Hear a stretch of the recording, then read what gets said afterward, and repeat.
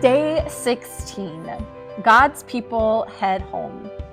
This is the story of Zerubbabel. Read Ezra 1:3 and Haggai 2. Zerubbabel was one of King David's children's children. So he was one of God's people. But like many of God's people, he was far from home in a land called Persia. Persia was beautiful, the most beautiful land in all the world, but it wasn't where God wanted Zerubbabel.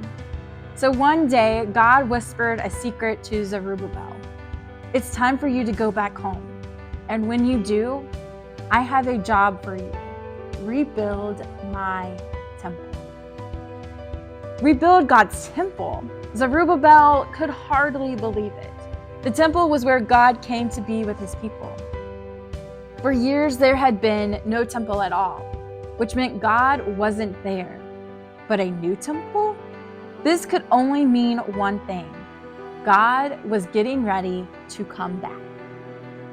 Zerubbabel marched straight to see the king of Persia, and he said, "O mighty king, kingly king, most kingish and king-like of kings, can I ask a teensy-weensy, itty-bitty, tiny favor?" "Anything," the king said. When Zerubbabel asked to go back home and take thousands of people with him, and what do you think that king said? The king said, "Absolutely, yes, because God was using this king hundreds of miles away to bring his people home." Even though the king didn't know it, he was fulfilling what God had told the prophet Jeremiah. You won't be far from home forever. The temple won't be gone forever. Does it feel like you're all alone? Does it feel like my plans aren't working anymore? That's not the case. I'm still with you, and I still have a plan. Not just a today plan, but a tomorrow plan. In fact, it's a forever plan, and a good one too. It's a plan to take all the wrong and make it right, to take all the darkness and make it light. It's a plan to bring you back home to me. When Zerubbabel went to Jerusalem, he started to rebuild the temple. It was hard work, and a lot of people didn't want him to finish.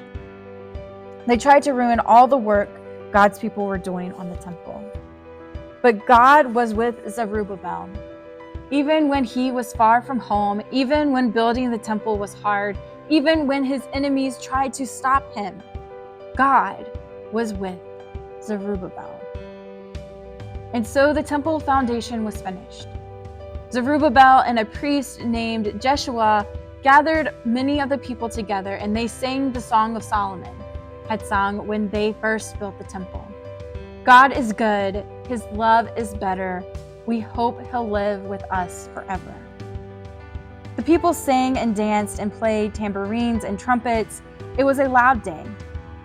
But many people, especially the old ones, were crying. Why? Because they remembered Solomon's temple, and they knew this one just wasn't the same. They also realized something that day, that maybe, just maybe, the best way for God to live with his people might not be a temple of gold and wood and fabric at all. Maybe God needed to come to his people some other way. If God was going to live with his people, maybe he'd have to come to the earth as a living, breathing person. Emmanuel, God with us. Zerubbabel couldn't quite figure out how God would do it, but he knew that God would do it. And until the end of his days, the same old song repeated in his heart.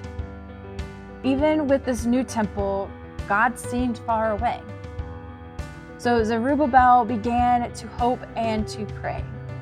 God, will you come back?